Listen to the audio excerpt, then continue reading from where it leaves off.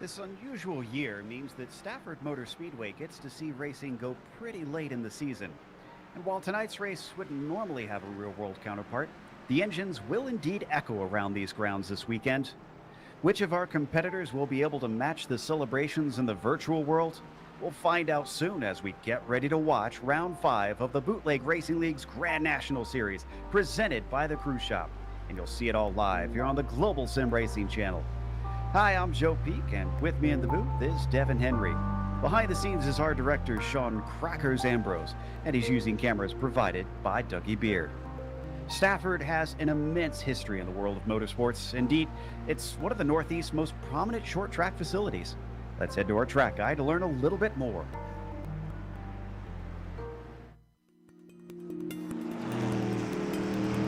Welcome to Stafford. This half-mile oval was built in 1870 for a different type of horsepower, horse racing, and then automobile racing took over after that. This place is not as flashy or fancy as the half miles that the Cup cars go to today, but this busy oval can still put on a fantastic show full of action for the fans and intense competition for the drivers. Uniquely banked, it poses a challenge for all comers. Turns 1 and 2 are banked at 9 degrees, where turns 3 and 4 are banked a little less at 7 degrees. The apron here at Stafford is known for being very wide but flat. Only the bravest of drivers with the utmost grip can make passes down there. Short tracks equal close racing and usually leads to shorter tempers. Keeping calm at Stafford rewards the drivers. It's like the old racing expression, to finish first, you must first finish. Corner exit tends to be the most challenging place on the track, where the fast lane sweeps right out of the corners towards that wall that awaits you. Stafford is an old, worn-out surface, so managing the tires is also key to finding victory lane here. All in all, Stafford poses a fun challenge to drivers, and it's always sure to put on a great show. So settle in, buckle up, it's bound to be a great race.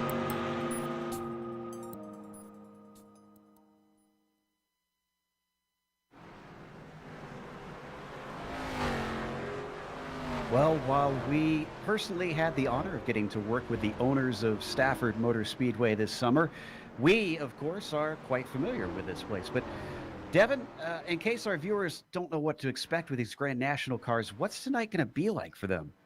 Yeah, great to be back here at Stafford, and yeah, a little bit different than what you would usually have. Stock cars, specifically these kinds of NASCARs, haven't actually ran here at Stafford for a very long time, since 2016, and obviously cars have changed and everything. But what these drivers are going to face, probably the most difficulty on with this half-mile low-bank track, is corner exit. Now, naturally, you want to slow down a lot in the corners for these heavy stock cars to figure their way around and maneuver, but you can just get so greedy on corner exit. You want to catch that guy in front of you and just throw a little bit too much throttle in there. And a couple guys in practice have already found out where the limit is, because you will turn the other direction if you are just a little bit too greedy trying to find that gas and make up time on corner exit. Well, hopefully drivers will be able to be patient so we don't get too many yellows. But tonight's broadcast, before we get to the main features, is brought to you by the Cruise Shop. Cruise Shop has been in operation since 1986. They're a team of highly experienced travel agents that have a huge passion for travel. They specialize in cruises, all-inclusive resorts, escorted tours, Disney and family travel, groups, honeymoons, and weddings. They would love the opportunity to help you plan your next vacation. Give them a call today at 260-755-6125 or visit them online at thecruiseshopfw.com. The Cruise Shop is dedicated to fulfilling their clients' dreams one destination at a time. Today's race is also brought to you by the Motorsports Drop. The Motorsports Drop is your source for the latest and greatest in action motorsports news, results, and more, multiple times a week, every week. Drop in for the biggest news in IndyCar, F1, off-road, drifting, rally, NASCAR, and racing esports. Find out more at linktree/motorsportsdrop. On to the championship. Well, we've got Justin Morton and Kenny Kibbe in a tie up at the top. And then it doesn't even end there. Look at James Lowe, 3 points behind the pair of them. Three-way battle for the championship here in the middle of the season. Hardin and Liston are in a tight little fight along with Joe Segala. They're with third, fourth, and fifth. Obviously, probably not as much of a player with that battle for the top spot. What about today's race specifically? What are we in for on our race details? Well, first and foremost, what everyone needs to know about this BRL Grand National Series is 100 laps, and there are going to be absolutely no tire changes. What you race with to start is what you will be racing with to end tonight here at Stafford. So you have to be able to take care of your tires is straight up first and foremost at this track. Another aspect, of course, with the 100 laps is going to be the fact that you only have one fast repair. You can't use that too early. We've seen the past couple of weeks with early chaos and drivers having to park their car early, being in two messes within a span of about 50 laps. Keeping your nose clean, obviously very important when you only have that one fast repair. And Joe, you know just how crazy it can get on these short tracks. Absolutely. We've seen it in this series. As professional as these drivers are, it gets clogged up out there pretty quick. Now, one of the drivers can give us a better perspective, I should say. Devin, I believe you've caught up with Chris Davis. Yeah, Chris Davis getting a little bit of asphalt feet under him. We've seen him a little bit on Friday nights with the Dirt Street Stock Series. And Chris, I'm sure they can take some Dirt Street Stock experience and move it into the Grand National cars, right? That's what we're thinking. It's going to be a tough one. Now, you guys do have some experience tonight already at Stafford. We're watching you take some laps right now. You finished 9th in the SK Modified race just, about 10 minutes ago. What were you able to learn in that race that you might be able to incorporate into the Grand National cars here in this race? Yeah, you definitely had to save the tires, stay out of trouble. Started at the back, so I just tried to follow the fast people, try and figure it out as I go. Well, you run some pretty good laps right now. What do you find the most difficult part in this practice session so far when it comes to just right now running on your own? Well, it's completely different from dirt. On dirt, when the track is fresh and your tires are cold, it's great. Here, it's just the opposite. You get on the track brand new, and it's like running on an ice skating rink. You got Kurt Smith trying to fill up your rear view mirror. He's going to try to pass you, but when it comes to passing, what do you think will be the key on a short track like Stafford? Well, there's definitely some give and take. You know, like you have to make sure that you're not pulling down on someone. It's easy coming off of the turns to get loose and end up hitting someone on their right side, coming back down off the wall against them. Well, I will let you get back to your race, but before that, is there anyone that you need to thank for coming out here and so far having a couple good finishes here with BRL? Well, I think the BRL does a great job. It's what I look forward to every Friday night. You guys at GSRC are the best in the business, hands down. I've been in some money races, and you guys absolutely put on the best show. So I'm just glad to be here. Hope to have fun and be back on more Saturday nights. Well, you've had some good Friday nights, and here's to hopefully a good Saturday night to start off your Grand National career. Chris, good luck tonight. Thanks, guys. That was the number 07 of Chris Davis out there warming up live on the track. 5 minutes left to go before we get to the grid here. Interesting to note that in a world where we typically see J.R. Shepherd quickest of anybody, James Lowe and Brian Dean are already faster than him here in the practice. It's not due to lack of laps. JR's definitely been out there for a while trying to find the fast line. Do you think that's a good sign for James or Brian, or you, like many, that you don't give too much credence to practice here, Devin? Well, yeah, it's really strange in this series. You'll have a couple different drivers on the top of the practice boards, and then you will have other guys dominate the race. I mean, for instance, you go back to last week. Todd Liston, who typically is not running in the top 5, had a tremendous race and was battling in the top 3 the entire span of the 100 laps. And now Brian Dean is another name where, you know, maybe he's not always competing for wins, but he very sneakily has good finishes and runs well in the points consistently for Brian. Now, James Lowe, I think that he's been the guy to beat. You look at 4 races so far this year. J.R. Shepherd has taken 2. James Lowe has taken 2. And Lowe's 2 wins are 100% attributed to his patience, knowing when to finally hit that gas 100% and just try to actually move through the field. He's had patience just sitting behind guys, and he knew when the right time was to strike. And right now on the top of the practice boards, James Lowe, I think, will be the guy to beat tonight. And that's no offense to J.R. Shepherd, because I think that he is undoubtedly the best driver in this field. But just the span that James Lowe has had so far to start off this season, he has a lot of momentum going into this race. Now, you also look at what we have coming up for this series, And another one of my favorite aspects of this race is that they invert the top 8 from last week's race to set the field. There is no qualifying here. So J.R. Shepherd will have to start in the 8th position tonight and work his way up. Meanwhile, you look at a guy like James Lowe. Well, last week he had some issues late in the race. He finished 10th in that race. Depending on who starts tonight, he will be starting, well, no better than 8th because he finished outside of that top 8. So the fast guys come from the back here at Stafford. Certainly has been something that proves you need to have the skill not just to be fast when you're out in front, you have nobody in front of you, but to be able to weave through that traffic, avoid the problems, and use what you can on the restarts and just skill on the track to get up to the top spot and take those victories. Shepherd has showed it season after season. We've had others that have come in and challenged him, but JR has been one of the more dominant forces over many seasons here in the Bootleg Racing League's main series. Right now, we've got him on screen in the number 98. As we mentioned, still sitting in 3rd in the warm-up. They've still got time to try and find something. I am noticing it does look like they're kind of just picking up that apron. Is that what we're going to see a lot of today's race, just to get the car to rotate, or is that going to be a sketchy thing to do? It's still a sketchy thing to do, but when you come to a short track that has low banking, some of you NASCAR guys might attribute this most to Phoenix International, or I guess now just Phoenix Raceway, in turns 1 and 2. You can use that apron to help turn the car.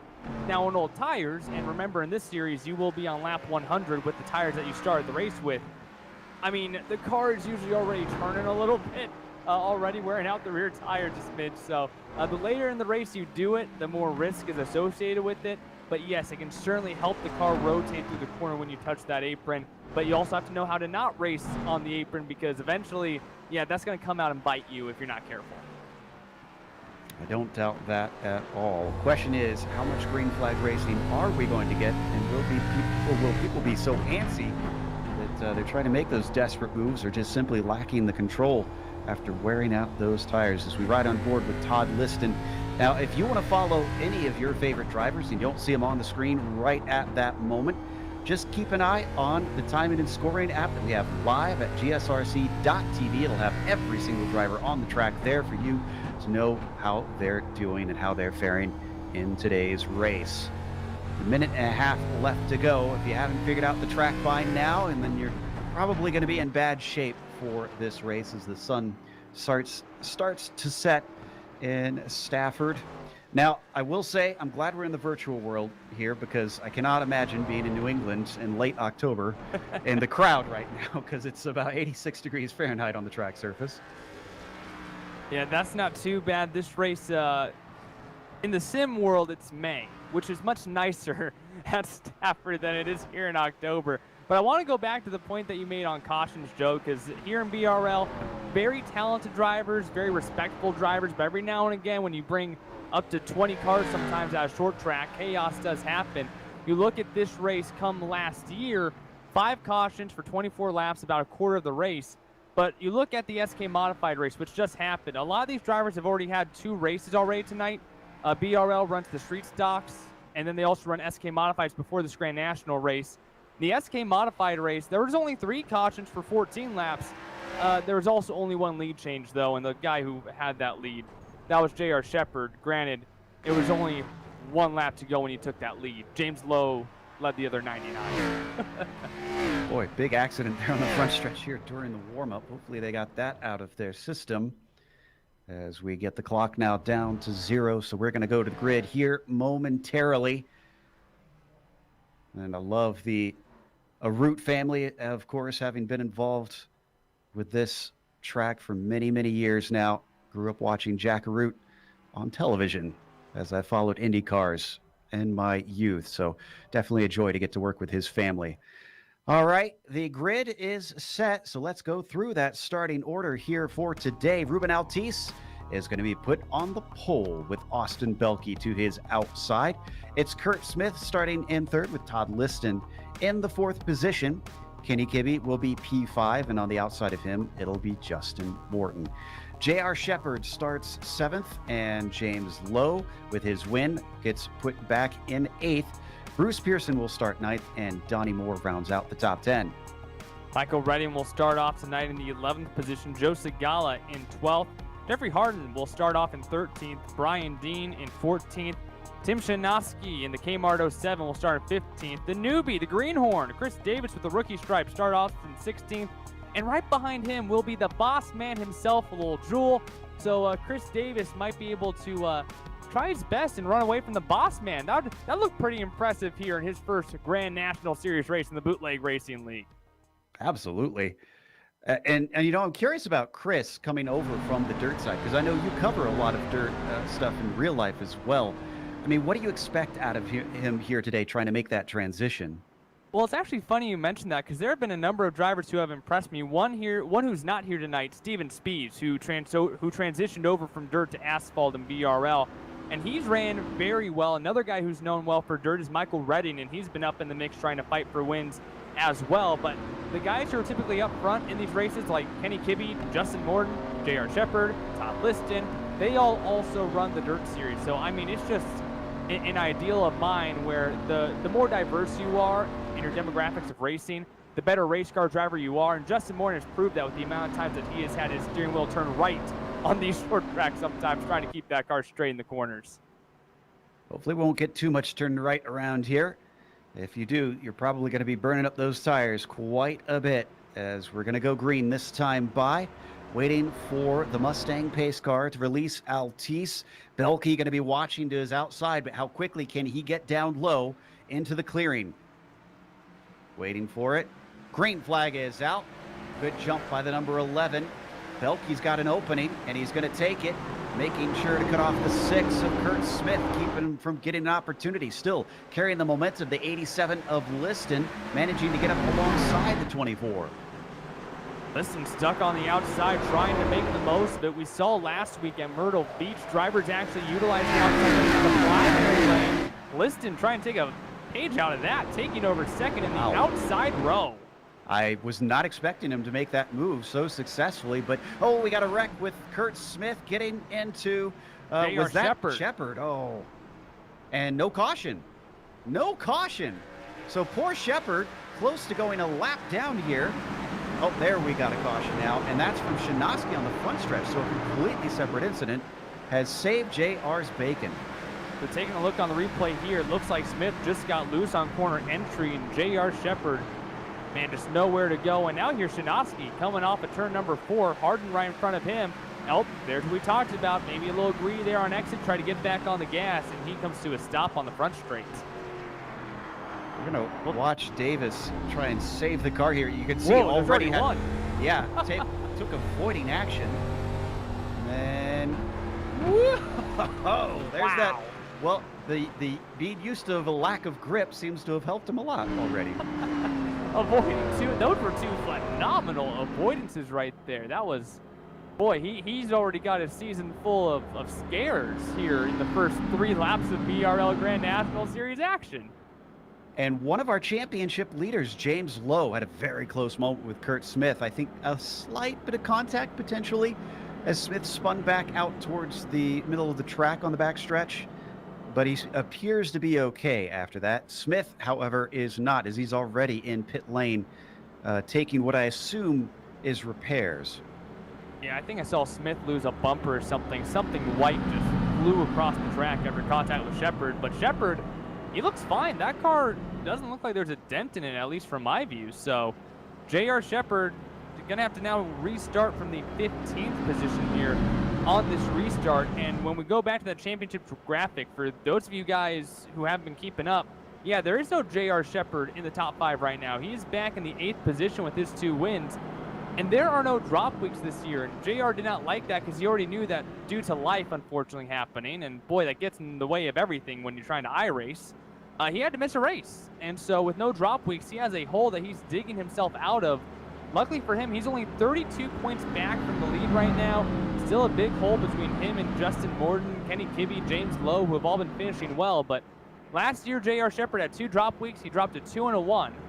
So if he can just drop 2 2s this year, which it wouldn't be a drop, but if his 2 worst finishes were 2s, I think he has a chance to still win this championship, but now a bigger hole to dig out of here at Stafford.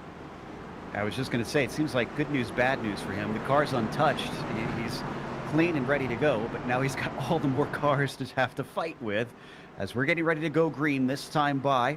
Different drivers up at the front. Altice still going to take the top spot and control the restart, but now it's Liston in the 87 to his outside. Belkey is behind him instead. Kenny Kibbe to his outside in that second row. Here we go. Out of turn 4, all the way down to the apron, trying to straight line as Altice gets a fantastic jump. Liston now into second place, slotting in front of the 24. Can Kibbe do the same as the 87 did?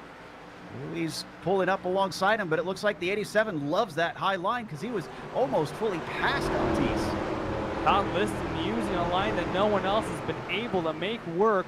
Door to door here with Ruben Altice for the lead. Last time off of 2, got a great burst momentum. This time it's a little bit too far out of shape. He's not going to lose second. Still battling for the lead here. Liston making a name for himself these past 2 weeks. It's impressive enough that he's holding on this long. Could he potentially complete the overtake? He's not giving it up. Sweet ride on board with the third place driver. Belkey watches this battle unfold in front of him. Could he maybe pick up the scraps as well? It looks like Liston has it nose fully ahead for a brief moment before back to the outside of 3 and 4, and he starts to lose out the car, drifting out wide now as he used up his rubber. I think he'll be okay. It looks like he just might have had a little bit too much gas too early there. And also, it's not like he was left out to dry. Liston there was clear to get into the bottom lane, but he attempted to make the pass for the lead on the outside. He moved to the outside lane there. So it's not like he was forced there. He thought that that was the lane that he wanted to be in. Once again, clear there, now moving to the inside. Pelkey using that apron as the inside lane instead, still trying to battle for that second position.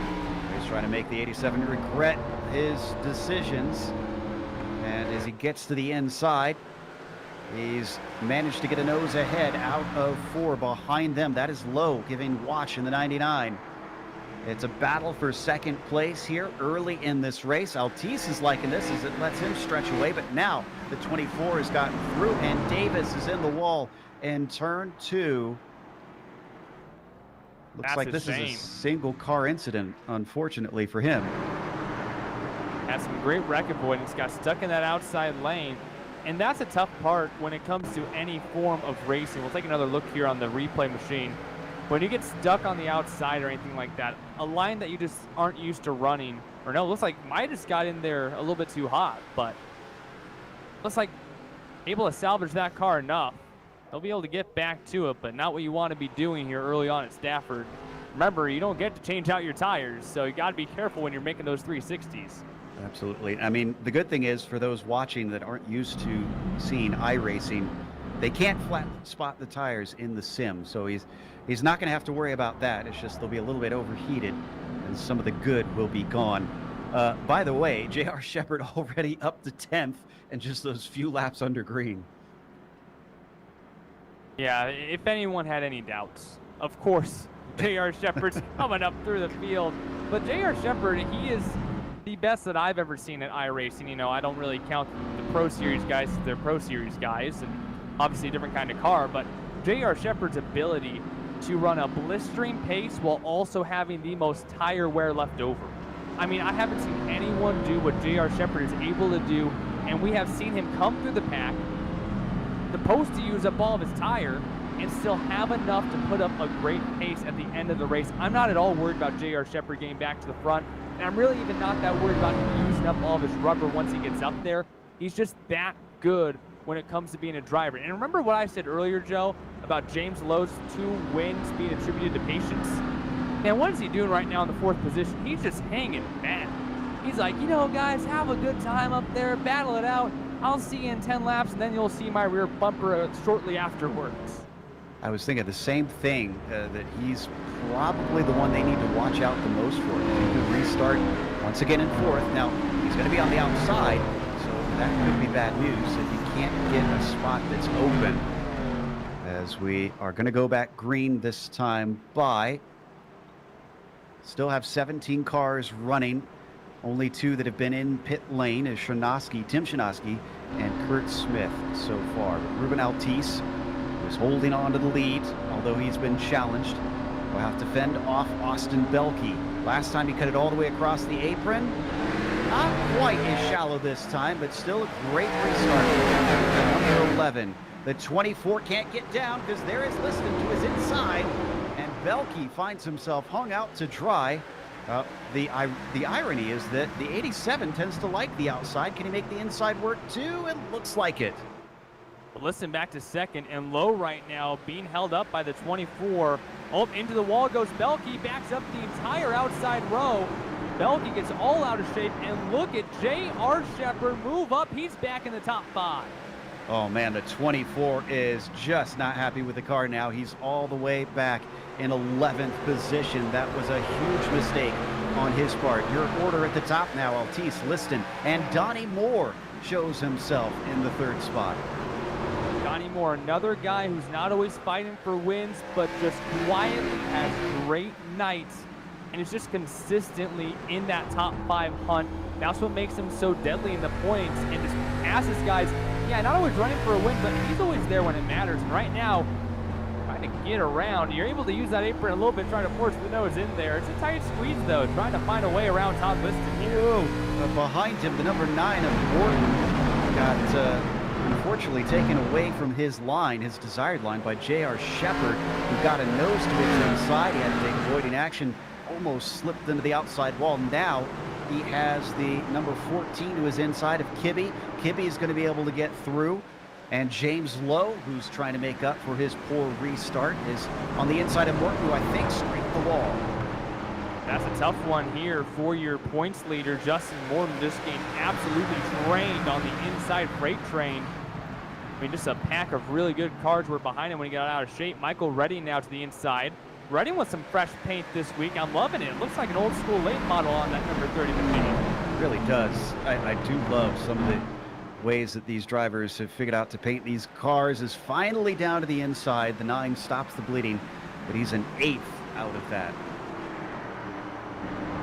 Back up front, I love what Ruben Altice is doing, Joe. In the past, that we've seen many drivers get out to big leads, go too fast of a pace, and burn up their tires, and they sink like a rock about 25 laps into the race.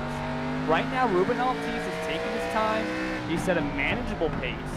He's keeping the lead, and at the same time, he's still conserving enough rubber where you're not pushing the car too hard. I love what Altice is doing with his pace right now up front.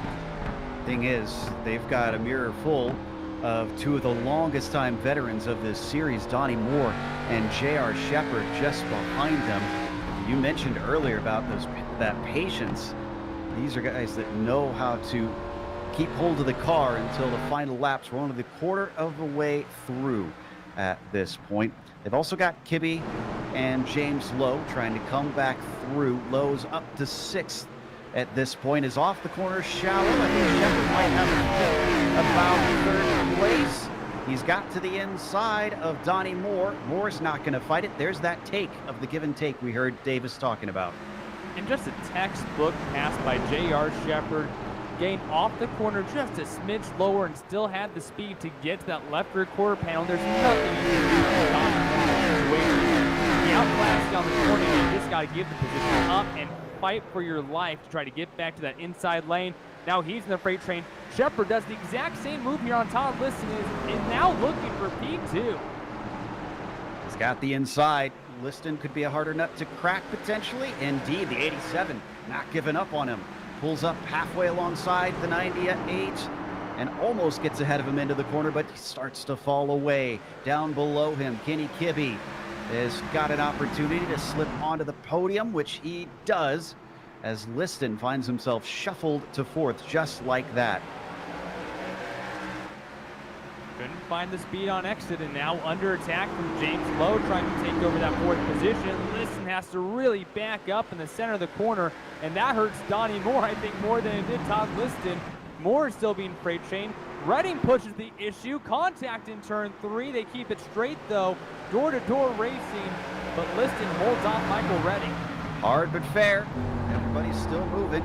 Liston comes out of it ahead in 5th position, as just behind him, Michael Redding on the low line. Manages, and there was a little bit of contact between the 26 and the 9. Morton holds onto the car. I don't think Moore knew that Justin was down there below him.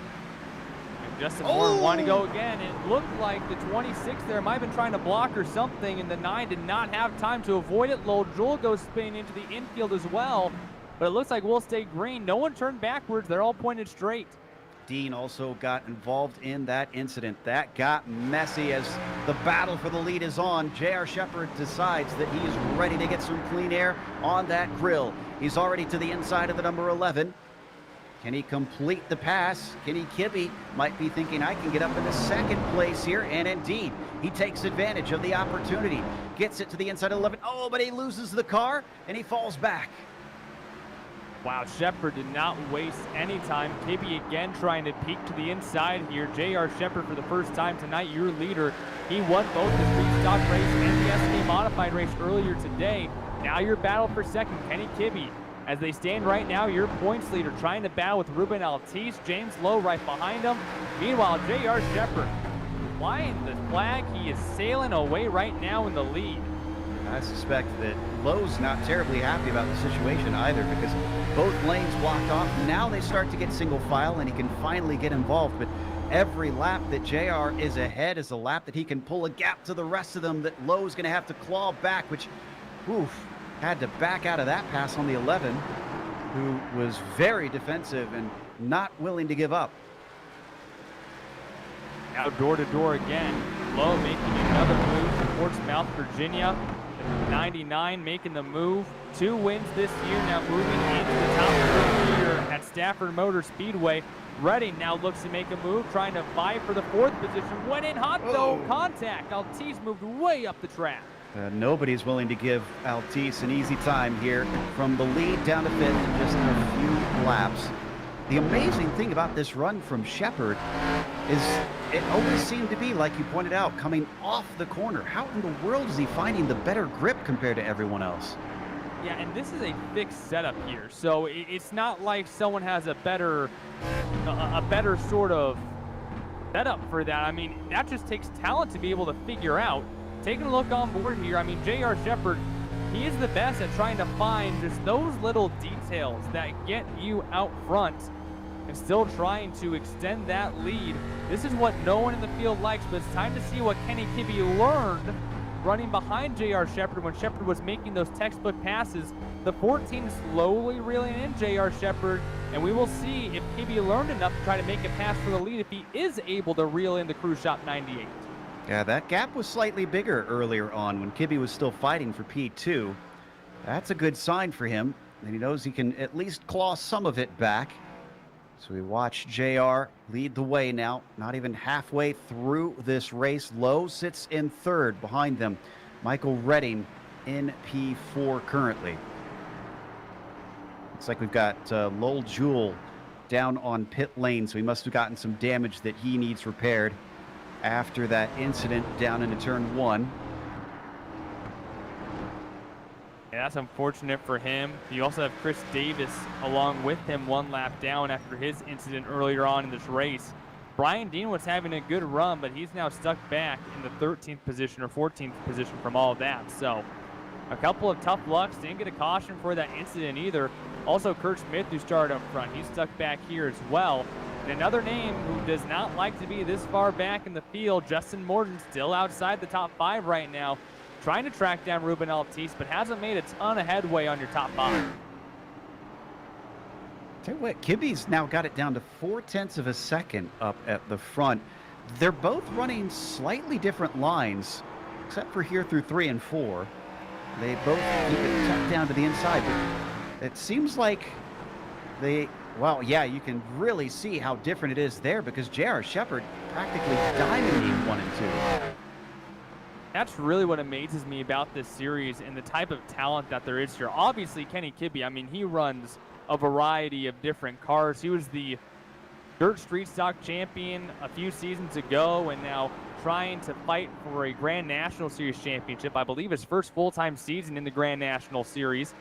J.R. Shepherd, I mean, he has over 40 championships across the different BRL series. He knows what he's doing.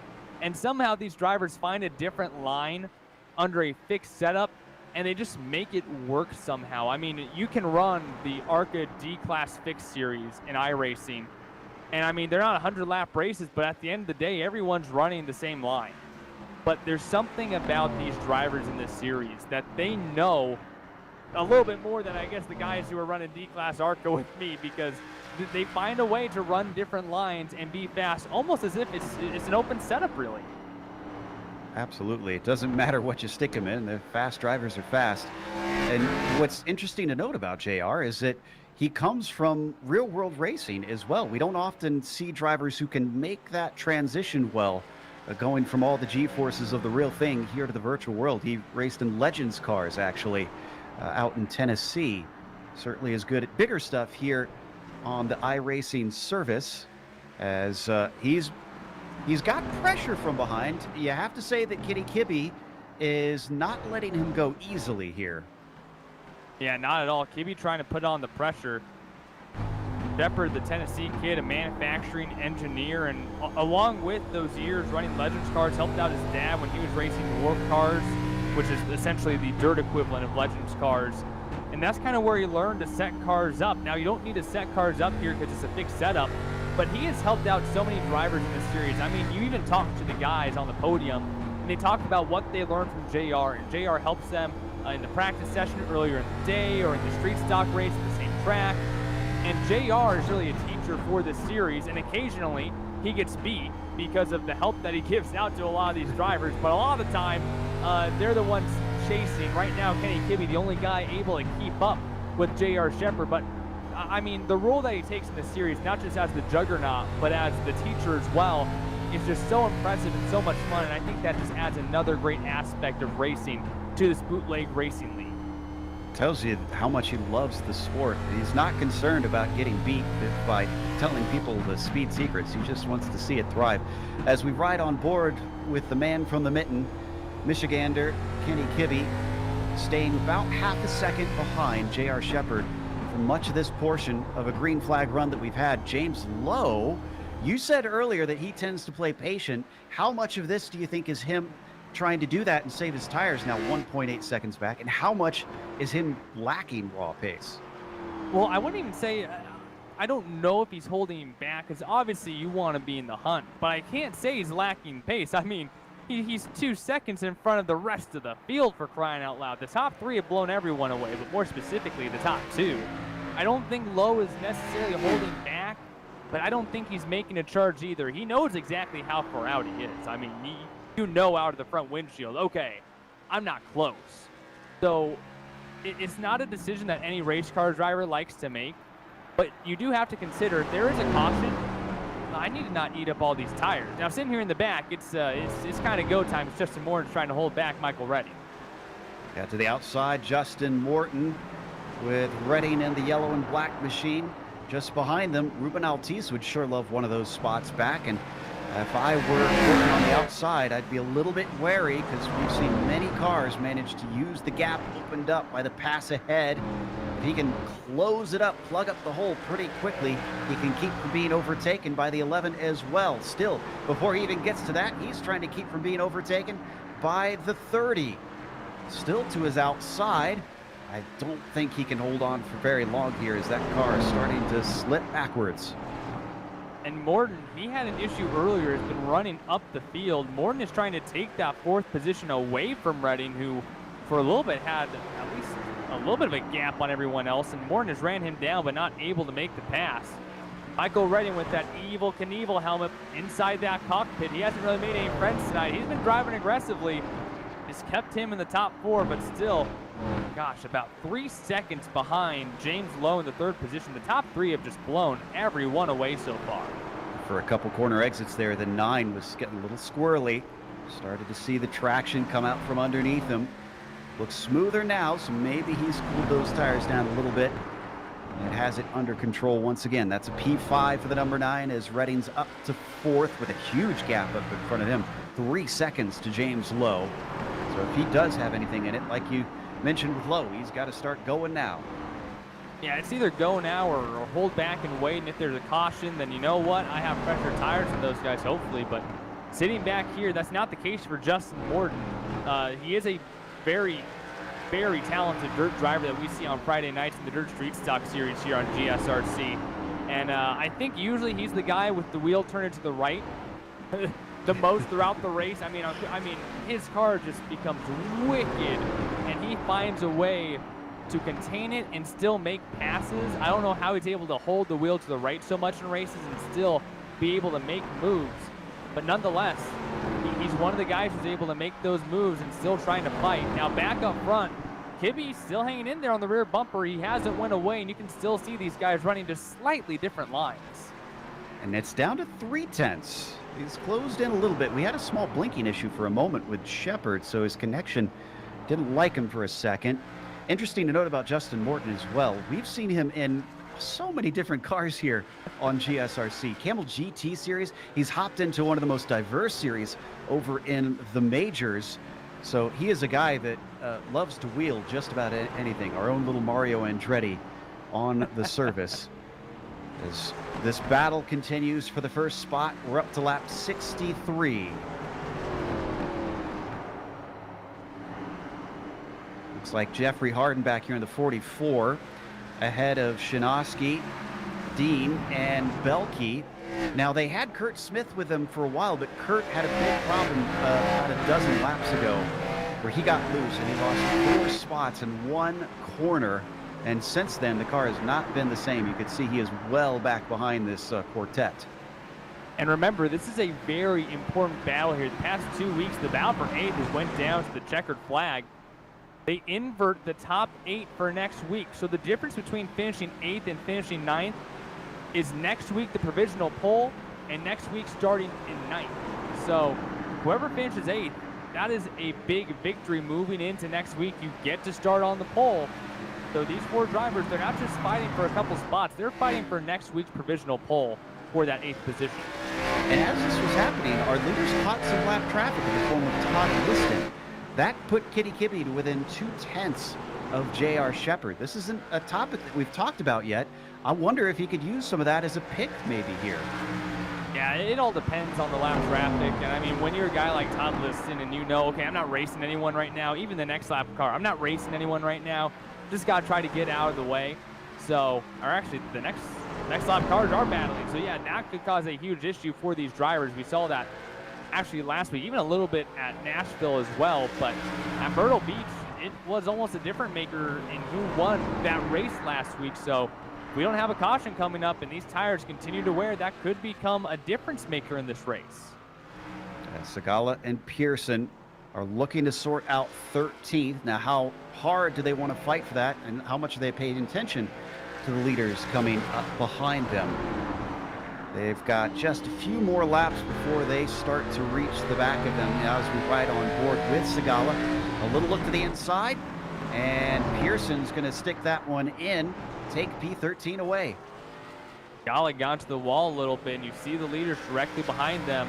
Pearson had those good-looking GSRC stickers on those front quarter panels and able to make his way around Segala. And that's just one more car. I mean, I'm often one of those potentially lapped cars, and there's nothing better than seeing at least one car between you and the leaders quickly catching you.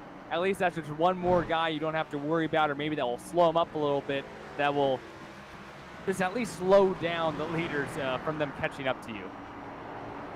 Ooh, and Kibbe's really getting on the bumper now. I think he spies the opportunity. He's got his foot down. Segala going to be first. They're not battling anymore, so this could be less of an issue amongst them. Joe's going to drift a little bit high off the corner as Shepard gets to his inside. What about the 14 of Kibbe? He's down low, way up high and into the wall a little bit there for Joe Segala. Just being a little too polite for his own good. Segala made sure that there's plenty of room there for your leaders. There's more than enough. It's tough when you're a lap car running a line that you typically don't run and you're trying to get out the leader's way. That just happens sometimes. That just happens sometimes. It's tough being the lap car more than I think people realize. Fewer than 30 laps to go, and that time into turn 1, the 14 sent it in a little bit deep. Is he testing the waters? Is he seeing what a argy-bargy move could get him if he has a go at it? He'll be down and across the line one more time. They've continued to stretch away from James Lowe. He has not had the pace. This seems genuine that the 99 is falling away. Oh, in 4th place. Whoa, way to the outside. Redding was juked off of his line. the 9 just scared him away. Well, Redding there. Looks like he was in the wall in the front straightaway. It's tough to get out of the wall. If you turn too hard to the left, you'll spin out. You see how sideways that car got. And I mean, he might actually be lucky that that's all the damage that he received there. But now trying to fight against Ruben Altice, it looked like he might have had a little bit throttle on, too much throttle on corner exit there, and that's what got him into the wall. And now more issues here for Redding. Had to save it coming off at 2. That's going to finish the battle with Altice. Meanwhile, this is the closest we've seen Kibby in a bit. He's actually going to show his nose, and he does try to send it in deep. He gets underneath, but only by an inch, and Shepard fends him off for the first time. Yeah, I don't think that's going to work on this old of tire there. J.R. Shepard is just going to cruise on the outside while Kibby's having to really fight on the corner entry. I'm curious if the move that J.R. Shepard made to take second and first earlier in the race, just being able to exit a little bit lower, is possible with speed still. You see Kibby maybe just a little bit extra sideways there off the corner.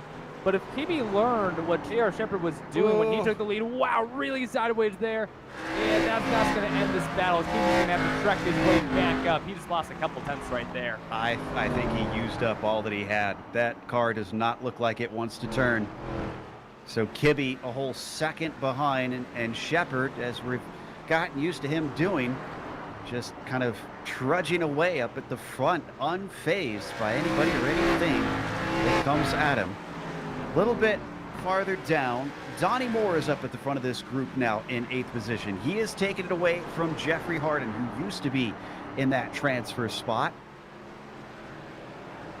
Yeah, this is the provisional poll for next week. They invert the top 8. The winner will start 8th next week, depending on who shows up or who's able to attend the race. Belke getting a little bit aggressive there with the 44. Jeffrey Harden there trying to move into 9th.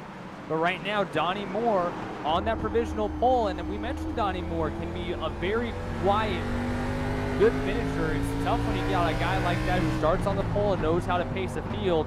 He could be a threat for a great finish next week if he holds on to that 8th spot. He's keeping right underneath the rear spoiler of the 44. Certainly wants to get up there to see if he can have a chance on the 26. So we've been riding on board. Very different lines between all 3 cars here. The 24, the 44, and the 26. One low line, one midline, and one basically high line. That's Donnie Moore up there.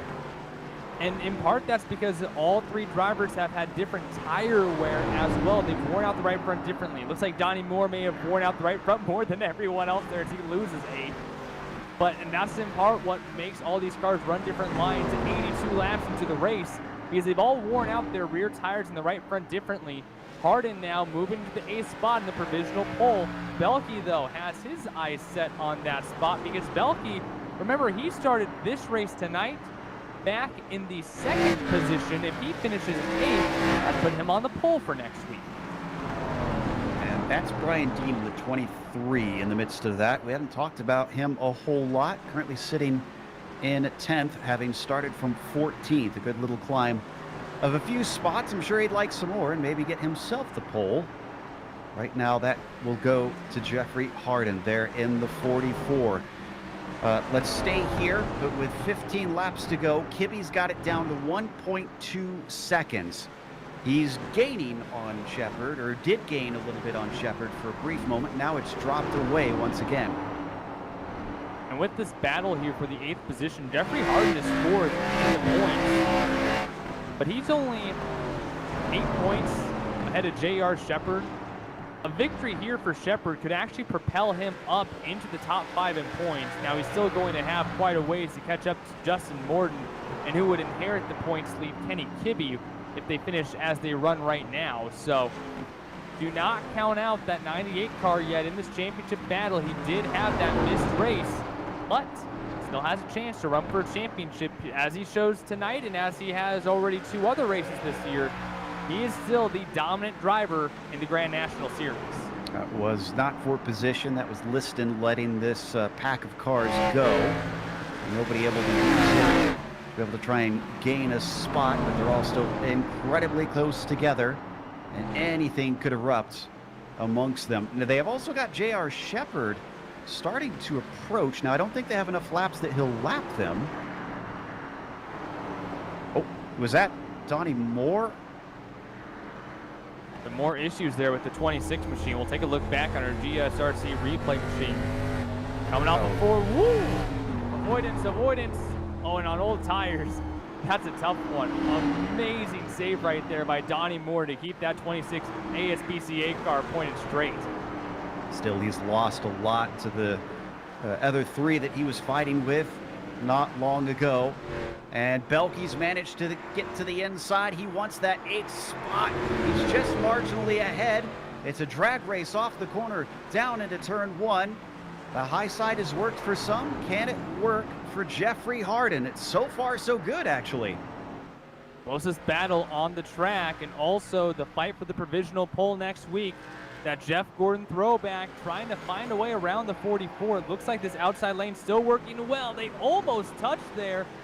Belke able to stop the momentum of the 44, and this might be enough here to kind of get an edge on Harden. Harden's still trying to squeeze him down a little bit. Now the battle is done, but he's got trouble from behind as Dean could try to get an overtake. Too hot into the corner. The 44 is way up high. Harden loses 2 spots, and now in the 8th position, taking the pole in a week's time, 2 weeks' time rather, Austin Belke is in that desired position. Excuse me, I keep forgetting that next week is Halloween. The series will take a break next week before they come back for another race. And now looking at the Cruise Shop 98, J.R. Shepard looking for win number 3 on the season, getting himself back into the championship hunt.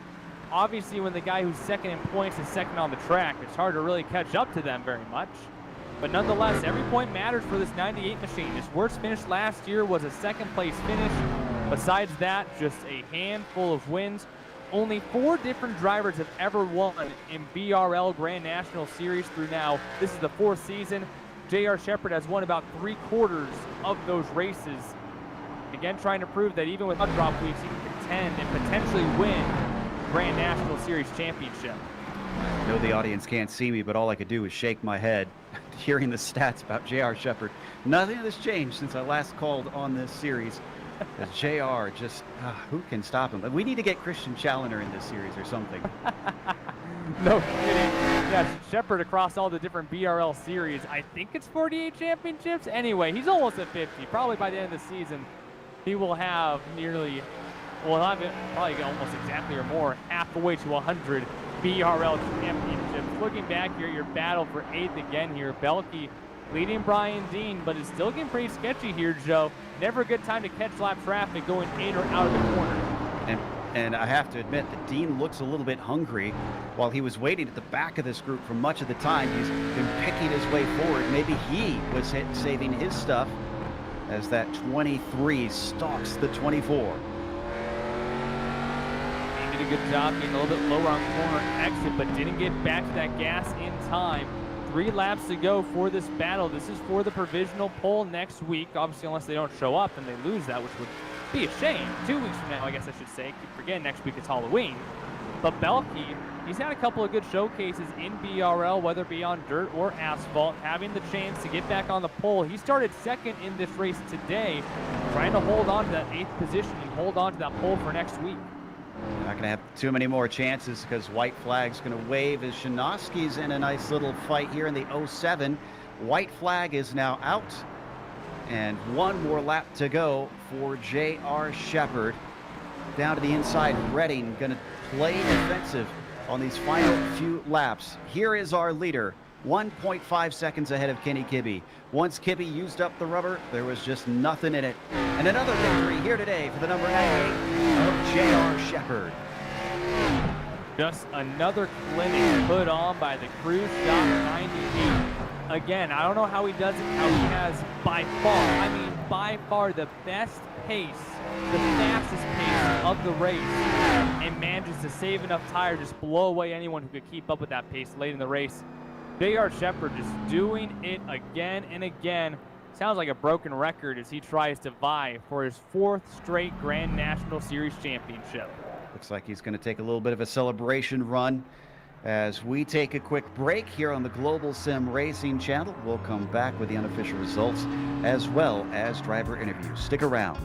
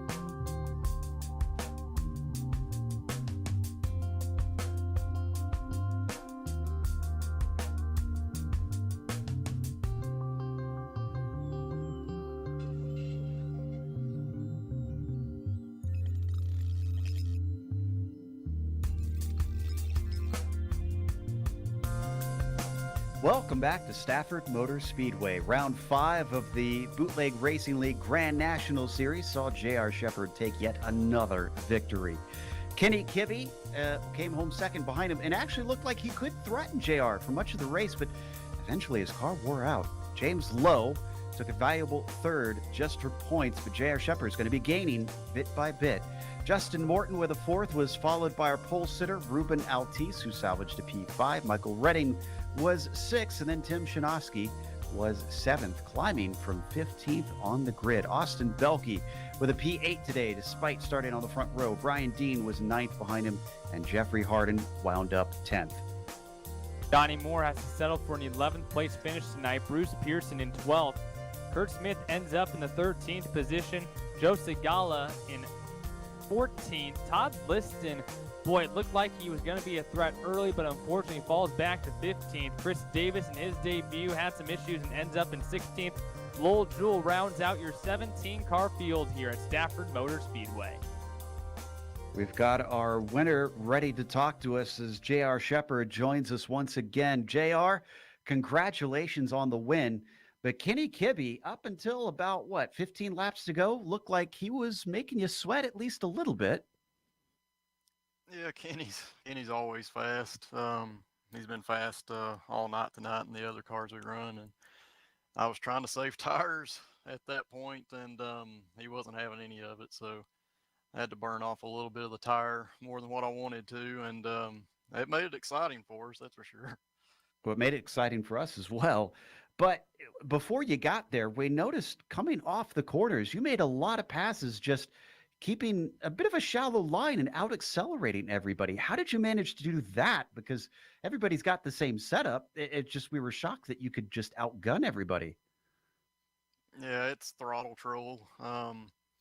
These cars, they're a handful when you jump all the way on the throttle, especially on a flat track. So, one of the things I try to do is just back up the corner and let it roll, and then gently get in the throttle, kind of like having an egg under the throttle, and just a little bit more and a little bit more. And think a lot of the guys were spinning the tires up high and having to catch it, and that just allowed me to make some passes.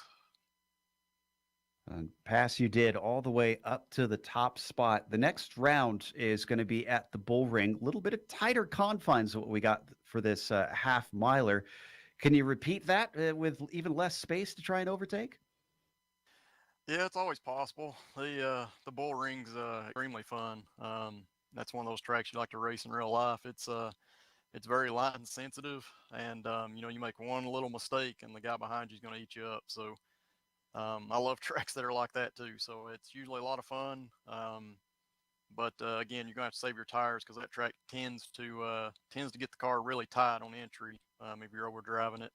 And of course, with these cars, you'll burn the tires off coming off the throttle and do that push loose deal. So got to take care of the tires again. And every other driver is now madly taking notes as J.R. Shepherd offers some advice. Congratulations, sir. Anybody want to thank before you take off here? Yeah, thanks, guys. I want to give a shout out to the Bootleg Racing League for allowing us to have a great place to come and race each and every weekend.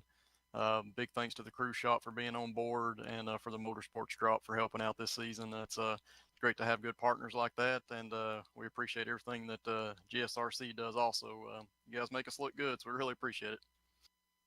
There's J.R. Shepherd, winner here today. And up next, I believe Devin has caught up with second place finisher Kenny Kibbe. Yeah, Kenny Kibbe moves into the second position, had the pace for the most part, and made a last-ditch effort trying to get that lead. But Kenny, what else did he need there to keep up and make a move there on J.R. Shepherd? Well, I think I made that one mistake. You guys might have caught it on camera on about lap 78. Coming off of 4, I blazed my tires coming off of 4, and when I went into the next corner, I had no grip, and I almost spun out. And from then on, I just had no rear grip. That's just how these tires on these cars are like, and you get them hot, and they're just ruined. And I could gain a little bit on JR from then on, but we were kind of trading lap times, and I was too far back to even catch him again. I was going to need a caution, but then restart is a whole nother can of worms. So I really think we were doing everything right. I just needed to not make that mistake and overdrive that one time. Against a guy like JR, you have to be perfect. And I wasn't perfect that one lap, and I think that cost me. Well, you certainly still had the speed. You guys were a straightaway ahead of James Lowe. What made the difference tonight when it came to speed and being able to conserve those tires to just be the only two drivers in the field that just absolutely ran away from everyone else? With James's situation, I know he had some left front damage, so I don't know. I know he got caught up in some stuff early on. I don't know if that might have hurt him, but I don't know. I really like Stafford. I've driven in a lot of different leagues and events here, and it's really a driver's racetrack. And to me, it's one of those tracks where if you roll through the corners right and if you're conservative at the right points of the track, you can actually still make some really good lap times and save your tires. And I think that just kind of played to my strong suit. And it's one of those tracks that's an oddball where the corners are different.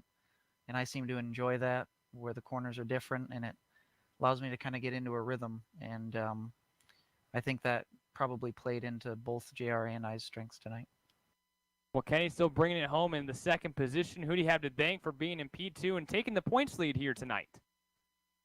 Everybody at the Bootleg Racing League, Lowell for putting this league on, Global SimRacing Channel for the broadcasts, the Motorsports Drop, and for the Cruise Shop for being our sponsors for this series. To JR for giving me some awesome battles tonight, not just in this race, but in the SK Mod race as well. And to my friends and family who like to watch these every week. Kenny, congratulations. Second place finish here tonight at Stafford. Thanks. Now we'll hand on back over to Joe Peak with James Lowe. Indeed, third place tonight for James Lowe. And James, once you got to that third place, it looked like there was nothing left in the car. We heard Kenny talking about just overusing it one time, cost and pace. Is that what happened to you in the midst of fighting through the mid-pack? No, just in that early wreck, the last 2 weeks, seems like there's always a car spinning in front of me. I caught too much damage there during that wreck, and I was just too tight and couldn't turn through the corner the way I wanted to. So I was just kind of in conserve mode and kind of wanted to be over with. And yeah, just kind of rode around and finished.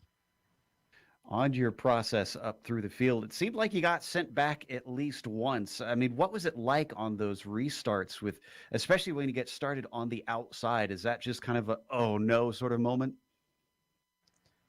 Well, it all depends, you know. If you got some guys in front of you that's a little hesitant, you're going to get swallowed up and spit out the back of the pack there.